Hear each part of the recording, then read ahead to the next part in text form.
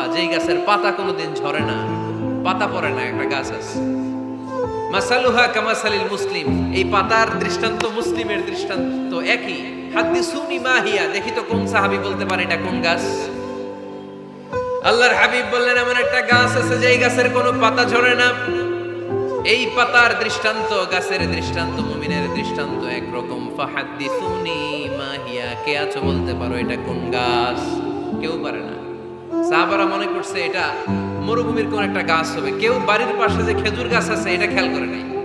সবাই চলে গেছে অন্য গাছের দিকে, ক্যাকটাস, গুলমলতা, মরুভূমির রেয়ার যে গাছগুলো আছে, দুর্লভ দুষ্প্রাপ্য গাছগুলো, তারা এক একজন একটার উপর নাম বলতে আরম্ভ করলো। আল্লাহ রাসূল সাল্লাল্লাহু আলাইহি ওয়াসাল্লাম বললেন হয় নাই।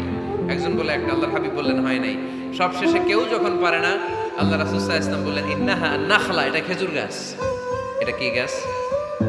সবাই বলেন কি গাছ?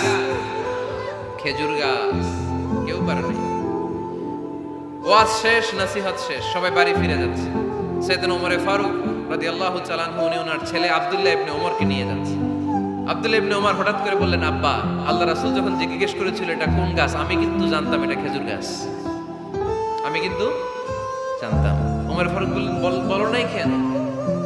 আব্দুল্লাহ ইবনে ওমর বলেন, আব্বা, আপনি পারেন না, আমার চাচা আবু বকর পারে না, মুরব্বী সাহাবারা কেউ পারে না, আমি মাঝখান দিয়ে কেমনে বেয়াদবি করি? সুবহানাল্লাহ পড়বেন না? ওমর ফারুক বললেন, বলো কি? তুমি যদি আজকে বিশ্বনবীর সামনে উত্তরটা দিতে পারতা, আমার ছেলে উত্তর দিতে পেরেছে, এটা জেনে আমার বুকটা এত বড় হয়ে যেত। ও আব্দুল্লাহ, কেন তুমি বললা না? আজকে কেউ প্রশ্নের উত্তর করতে পারে নাই, তুমি যদি বিশ্বনবীর সামনে দাঁড়িয়ে প্রশ্নের উত্তর করতে পারতা, আমার বুকটা এত বড় হয়ে যেত। কেন বললা না? তুমি বললে আমি বড্ড খুশি হয়ে যেতাম। সুবহানাল্লাহ পড়েন। তার মানে মাঝে মাঝে জুনিয়ররা সিনিয়রদেরকেও হার মানায় দেয়, এরকম আছে না নাই? এজন্য পরামর্শ করবেন, অবশ্যই পরামর্শ করবেন। সাইয়েদনা ওমর ফারুক যখন খলিফা, তিনি মুরব্বীদের মিটিং এ একটা ছোট্ট বাচ্চাকে রাখলেন, অল্প বয়স্ক এক সাহাবী। ওই সাহাবীর নাম আব্দুল্লাহ ইবনে আব্বাস রাদিয়াল্লাহু তাআলা। মুরব্বীরা মনে কষ্ট পেলেন, কিরে, এই ছেলের সমান নাতি আছে আমার ঘরে, আমার নাতি আছে, এই ছেলের সমান, এই ছেলেকে কেন রাখে? ওমর ফারুক বললেন, একদিন দেখাই দিব আপনাদেরকে কেন রাখে। ওমর ফারুক একদিন সবাইকে বললেন, ইদা জাআ নাসরুল্লাহি ওয়াল ফাতহ ওয়া রাআইতান নাসা ইয়াদখুলুনা ফি দীনিল্লাহি আফওয়াজা। এটা কোন প্রেক্ষাপটে নাজিল হয়েছে আপনারা কে জানেন বলেন তো? এক সাহাবী বললে, এই সূরা দ্বারা বোঝানো হয়েছে আমাদের যখন বিজয় অর্জিত হবে তখন যেন আমরা বেশি বেশি আল্লাহর প্রশংসা করি। ওমর ফারুক বললেন, উত্তর হয় নাই।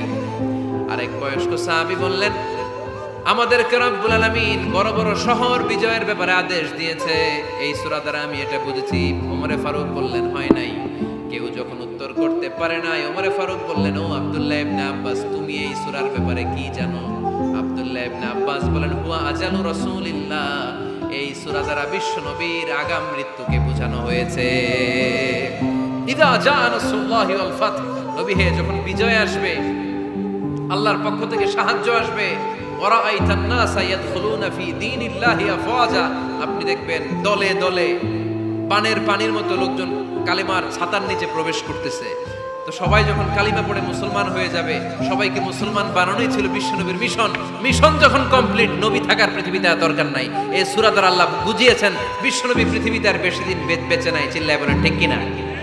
ওমর ফারুক ডেকে বললেন, আব্দুল্লাহ, মারহাবা, মারহাবান বিকা ইয়া আব্দুল্লাহ ইবনে আব্বাস। ও আব্দুল্লাহ ইবনে আব্বাস, মাশাআল্লাহ, তাবারাকাল্লাহ। কেউ সঠিক উত্তর না দিতে পারলেও তুমি সঠিক উত্তর দিয়েছো।